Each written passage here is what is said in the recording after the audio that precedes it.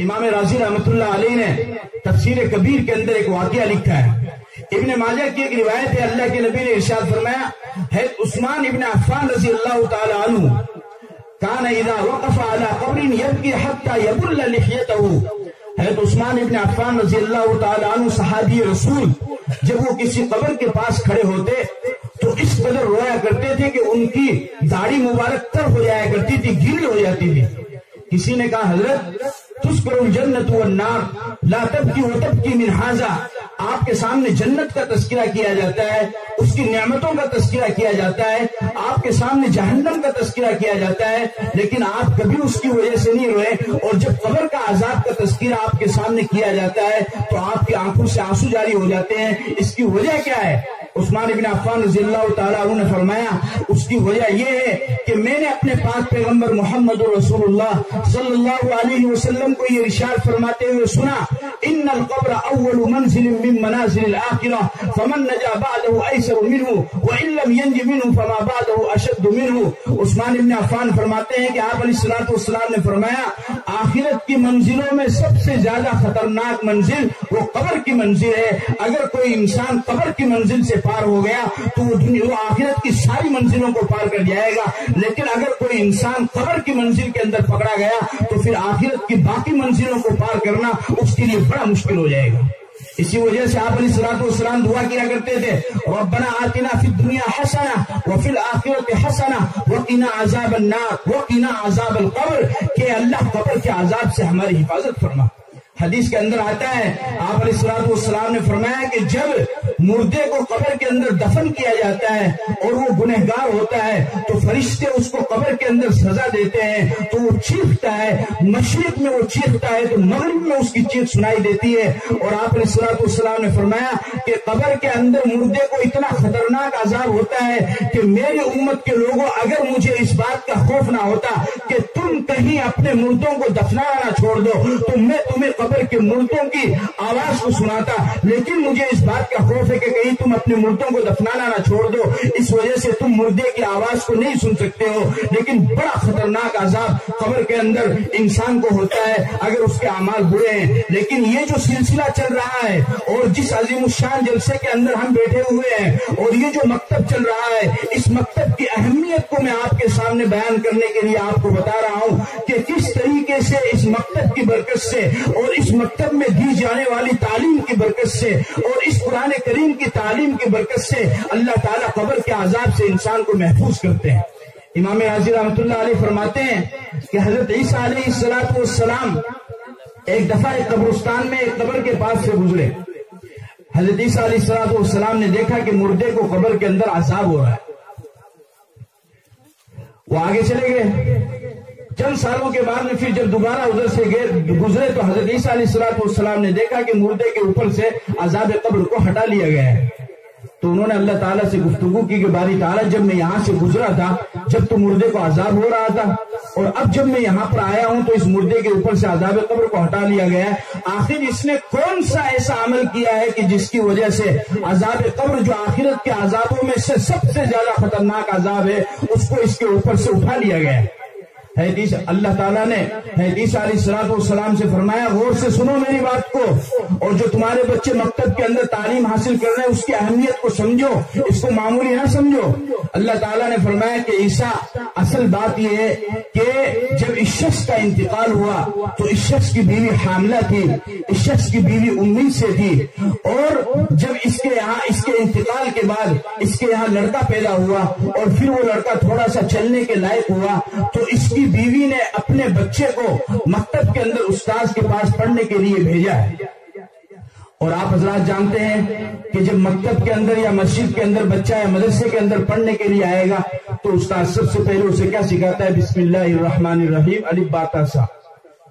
اللہ تعالیٰ نے فرمایا کہ عیسیٰ یہ انسان اپنے گناہوں کی وجہ سے پکڑا گیا تھا اور اس انسان کو اس کے اعمال سیئات کی وجہ سے میں قبر کے اندر عذاب دے رہا تھا, لیکن اس کا معصوم سا بچہ آج مکتب کے اندر استاذ کے پاس پڑھنے کے لیے گیا ہے اور استاذ نے اس کے بچے سے کہا ہے پڑھ بیٹا بسم اللہ الرحمن الرحیم, تو اس کا मासूम सा बच्चा अपनी तोतलाई हुई जबान से कह रहा है बिस्मिल्लाहिर्रहमानिर्रहीम, मैं उस अल्लाह के नाम से पढ़ना शुरू करता हूँ जो गुनहगारों को माफ करने वाला है, जो गुनहगारों पर रहम करने वाला है। अल्लाह ताला ने फरमाया कि ईसा, मैं इस बच्चे के बाप को कब्र के अंदर आजाब दे रहा हूँ, लेकिन इसका बच्चा जमीन पर मकतब के अंदर उस्ताद के सामने बैठ करके कह रहा है बिस्मिल्लाहिर्रहमानिर्रहीम कि मेरा अल्लाह आजाब देने वाला नहीं, मेरा अल्लाह रहम करने वाला है। अल्लाह ने फरमाया कि ईसा, उधर इसके बच्चे ने बिस्मिल्लाह पढ़ी और इधर मैंने इसके ऊपर से आजाब कब्र को हटा लिया। ये कोई मामूली चीज नहीं है, ये सिर्फ एक बिस्मिल्लाह की बरकत है, सिर्फ एक बिस्मिल्लाह की ये बरकत है, तो फिर पूरे कुरान करीम की कितनी बरकत होगी। इसी वजह से आप अलैहिस्सलाम ने फरमाया इज़ा क़ाल अल-मुअल्लिमु लिस-सबiyyi बिस्मिल्लाहिर्रहमानिर्रहीम फ़क़ाल अस-सबiyyu बिस्मिल्लाहिर्रहमानिर्रहीम कतबल्लाहु बराअतन मिनन-नारि वालिदैहि वल-मुअल्लिमि वस-सबiyyi, कि जब बच्चा मकतब के अंदर जाकर के पढ़ता है बिस्मिल्लाहिर्रहमानिर्रहीम, उस्ताद उसको पढ़ाता है, तो उस बच्चे के बिस्मिल्लाह पढ़ने की बरकत से अल्लाह ताला उस बच्चे की, उसके उस्ताद की और उसके माँ बाप के गुनाहों को माफ फरमा देते हैं, सिर्फ बिस्मिल्लाह की बरकत से। और हदीस पाक के अंदर आता है, आप अलैहिस्सलाम ने फरमाया कि जब कोई बच्चा नाजरा कुरान करीम मुकम्मल कर लेता है तो अल्लाह ताला उसके नाजरा पूरा करने की बरकत से अल्लाह ताला उसके माँ बाप के सगीरा गुनाहों को माफ फरमा देते हैं। और फिर आप अलैहिस्सलाम ने फरमाया कि अगर कोई हिफ्ज़ कर ले, कुरान करीम पूरा का पूरा अपने सीने के अंदर उतार ले, अलहम्दु से लेकर वन्नास तक पूरे कुरान करीम का हिफ्ज़ कर ले, तो अल्लाह के नबी अलैहिस्सलाम ने फरमाया कि उस मैदान महशर में जहां पर नफ्सा नफ्सी का आलम होगा और जहां पर कोई किसी को पूछने वाला नहीं होगा, यौम यफिर्रुल मर्'उ मिन अखीहि व उम्मिहि व अबीहि व साहिबतिहि व बनीहि लिकुल्लि इम्रिइन मिनहुम यौमइज़िन शअनुन युग़नीहि, बाप बेटा बाप से भाग रहा है, बेटी माँ से भाग रही है, बीवी शौहर से भाग रही है, बहन भाई से भाग रही है, कोई किसी का साथ देने वाला नहीं है और कोई किसी का पुरसाने हाल नहीं है, और सूरज एक बारिश ऊपर आ चुका है और तमाम लोग परेशानी के आलम में हैं, कोई घुटने तक पसीने के अंदर डूबा हुआ है, कोई टखनों तक पसीने के अंदर डूबा हुआ है, कोई सीने तक पसीने के अंदर डूबा हुआ है, कोई गर्दन तक पसीने के अंदर डूबा हुआ है। और उस मैदान महशर की होलनाकी को देख करके औलिया और सुलहा और उलमा और अवामुन नास को छोड़िए, उस कयामत की होलनाकी को देख करके पैगंबर भी पुकार उठेंगे। आदम कहेंगे या रब्बी नफ्सी नफ्सी, नूह कहेंगे या रब्बी नफ्सी नफ्सी, इब्राहिम कहेंगे या रब्बी नफ्सी नफ्सी, इस्माइल कहेंगे या रब्बी नफ्सी नफ्सी, इसहाक कहेंगे या रब्बी नफ्सी नफ्सी, ज़करिया कहेंगे या रब्बी नफ्सी नफ्सी, यहया कहेंगे या रब्बी नफ्सी नफ्सी, दाऊद कहेंगे या रब्बी नफ्सी नफ्सी, सुलेमान कहेंगे या रब्बी नफ्सी नफ्सी, याकूब कहेंगे या रब्बी नफ्सी नफ्सी, यूसुफ कहेंगे या रब्बी नफ्सी नफ्सी, यूनुस कहेंगे या रब्बी नफ्सी नफ्सी, नूह कहेंगे या रब्बी नफ्सी नफ्सी, लूत कहेंगे या रब्बी नफ्सी नफ्सी, मरियम माँ नबी की माँ कहेगी या रब्बी नफ्सी नफ्सी, ईसा अलैहिस्सलाम कहेंगे या रब्बी नफ्सी। कोई किसी का पुरसाने हाल नहीं होगा। जब पैगंबर को अपनी जात की फिक्र होगी तो लोगों को दूसरे की फिक्र कहां से होगी।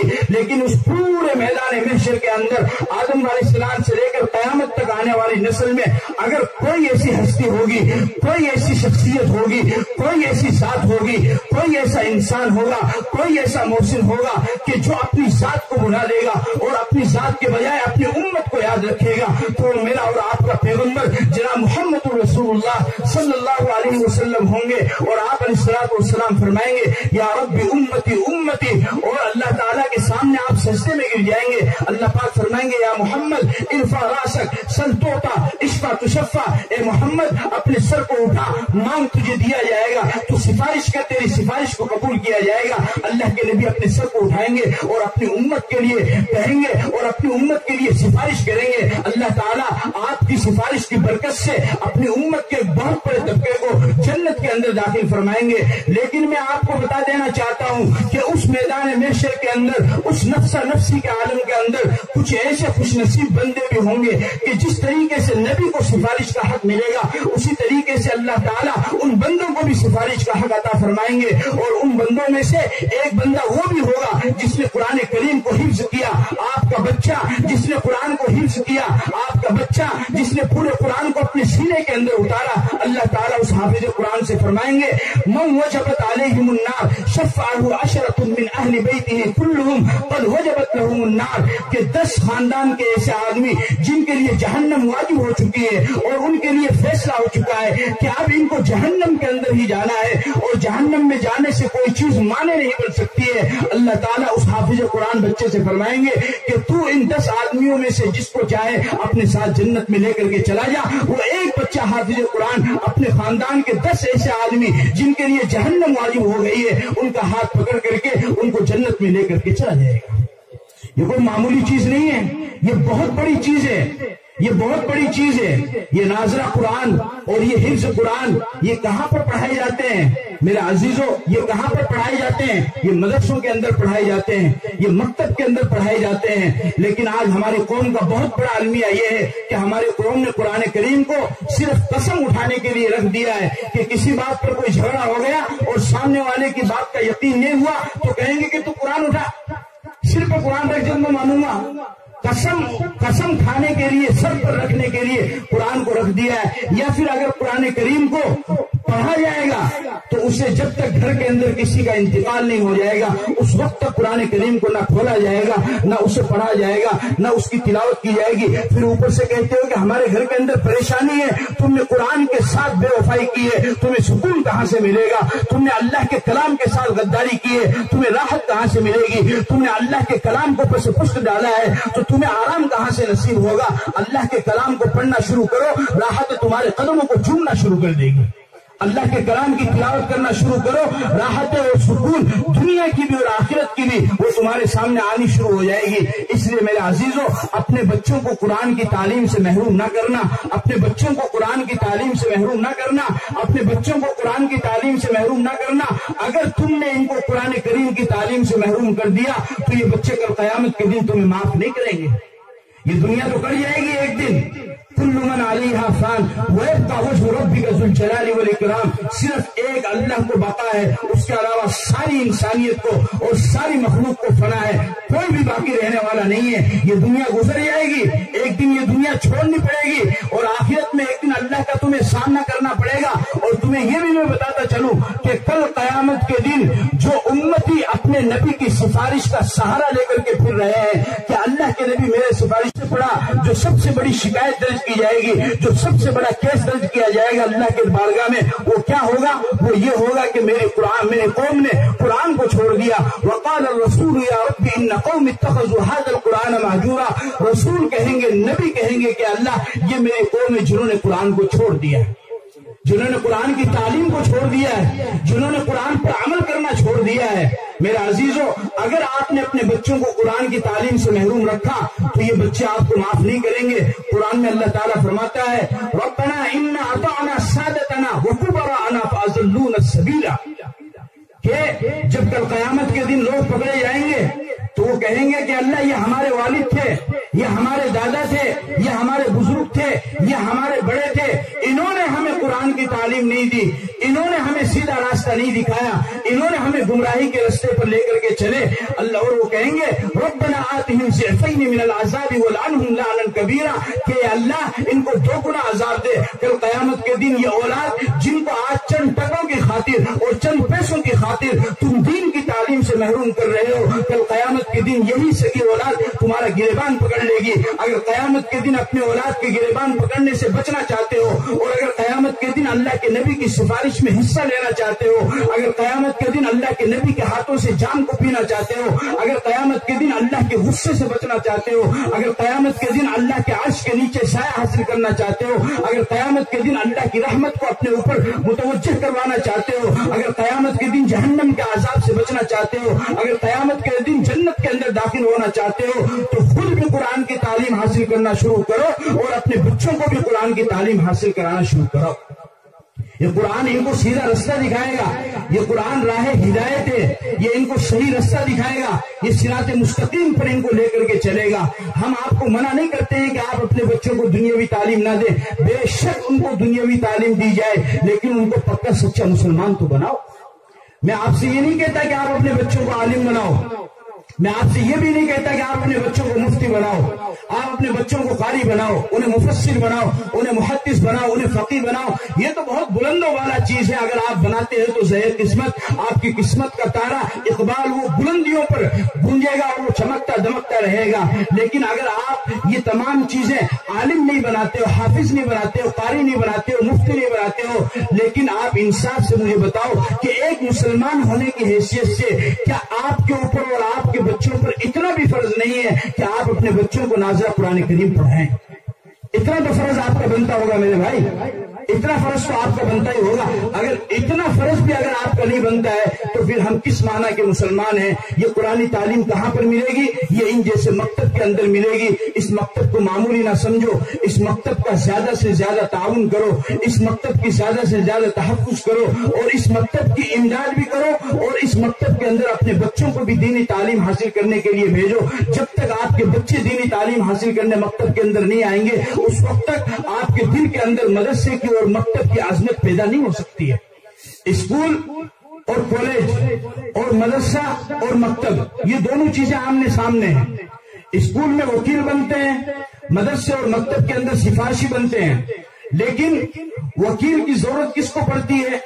एक दुनिया की अदालत है, एक आखिरत की अदालत है, एक जज की अदालत है, एक मालिक यौमुद्दीन मालिक की अदालत है। लेकिन वकील की जरूरत किसको पड़ती है? जिसके खिलाफ केस हो, जिसके खिलाफ FIR हो, जिसके खिलाफ जुर्म हो, जिसके खिलाफ शिकायत साबित हो, वकील की जरूरत उसको पड़ती है। दुनिया के अंदर हर इंसान के खिलाफ केस भी नहीं होता है और हर इंसान दुनिया के अंदर दुनिया की अदालत में भी नहीं जाता है। तो मालूम हुआ कि वकील जरूरत है लेकिन हर किसी की नहीं बल्कि किसी की। वकील जरूरत है लेकिन हर किसी की नहीं बल्कि किसी की। और जब वकील अपना काम छोड़ दे और किसी भी तरीके से वो और मदरसे क्या करते हैं? मदरसे सिफारिशी बनाते हैं, मदरसे वकील नहीं बनाते हैं, मदरसे सिफारिशी बनाते हैं। लेकिन सिफारिशी की जरूरत किसको पड़ेगी? सिफारिशी की जरूरत हर उस इंसान को पड़ेगी जो कल कयामत के दिन अल्लाह के सामने जाएगा। व इन मिनकुम इल्ला वारिदुहा व कुल्लुहुम आतीही यौमल क़ियामति फर्दा। ये आयत बतलाती है कि हर इंसान को कल कयामत के दिन अल्लाह के सामने हाजिर होना है। अल्लाह की अदालत में वकील की वकालत से काम नहीं चलेगा बल्कि वहां पर तो सिफारिश से काम चलेगा। और एक हाफिज कुरान वो 10 बंदे की सिफारिश करेगा। लिहाजा वकील की हमें जरूरत है लेकिन वकील हर किसी की जरूरत नहीं बल्कि किसी की जरूरत है। और सिफारिशी ये किसी की नहीं बल्कि हर किसी की जरूरत है। लिहाजा अपने बच्चों को वकील भी बनाओ, चाहे बनाओ या ना बनाओ ये तो तुम्हारी मर्जी है। चूंकि हर किसी को दुनिया की अदालत में जाना नहीं है लेकिन अपने बच्चों को सिफारिशी जरूर बनाओ, इसलिए कि हम सबको कल कयामत के दिन अल्लाह की अदालत में पेश होना है। फिर दूसरी बात, जहां पर दुनियावी तालीम की इंतहा होगी वहां से दीनी तालीम की इब्तिदा होगी। स्कूल और कॉलेज डॉक्टर बनाते हैं। आपके वालिद साहब की तबीयत खराब हुई, आप अपने वालिद साहब को डीडवाना के बड़े हॉस्पिटल में लेकर के गए। डॉक्टर ने कहा जी मैं माजरत चाहता हूँ। आप अपने वालिद साहब को जयपुर लेकर चले गए, उन्होंने कहा जी हम भी माजरत चाहते हैं। आप अपने वालिद साहब को दिल्ली लेकर चले गए, उन्होंने कहा जी हम भी माजरत चाहते हैं। सबसे बड़े डॉक्टर ने आपको मना कर दिया और उन्होंने कहा कि जी हम माजरत चाहते हैं। अब मुझे आप ईमानदारी से बताओ क्या आप किसी और डॉक्टर से राब्ता करोगे या अपने गांव के मकतब के उस्ताद को, मदरसे के उस्ताद को फोन करोगे और फोन करके कहोगे कि बच्चों से कहो कि वो कुरान पढ़ना शुरू करे ताकि वालिद की रूह आसानी से निकल जाए। जहां पर डॉक्टर ने काम करना छोड़ा वहां पर इस मदरसे के बच्चे ने काम करना शुरू किया। जहां पर दुनियावी तालीम पूरी हुई वहां पर से ये दीनी तालीम शुरू हो गई है। इसलिए मेरा अजीजों याद रखो इस बात को कि ये मदरसों की तालीम, ये मकतब की तालीम ये दुनिया के अंदर भी आपको कामयाबी की राह पर लेकर जाएगी और आखिरत के अंदर भी आपको कामयाबी की राह पर लेकर के जाएगी। लिहाजा मुसलमानों मेरा यही पैगाम आप सब हजरात के लिए है कि आप अपने बच्चों को दीनी तालीम जरूर पढ़ाएंगे या नहीं पढ़ाएंगे? कौन कौन इरादा करता है हाथ ऊपर करो कि हम अपने बच्चों को कुरान की तालीम पढ़ाएंगे। बच्चों को भी कुरान करीम पढ़ाओ और बच्चियों को भी कुरान करीम पढ़ाओ, क्योंकि बच्चा पढ़ेगा तो उसकी जात तक पढ़ा जाएगा और बच्चियां पढ़ेगी तो फिर वो तालीम खानदान तक सिरायत करेगी। और बच्चियों की तालीम आज के दौर में खास तौर पर कितनी ज्यादा जरूरी है मैं आपको बता नहीं सकता हूँ। बच्चियों की तालीम कितनी ज्यादा जरूरी है।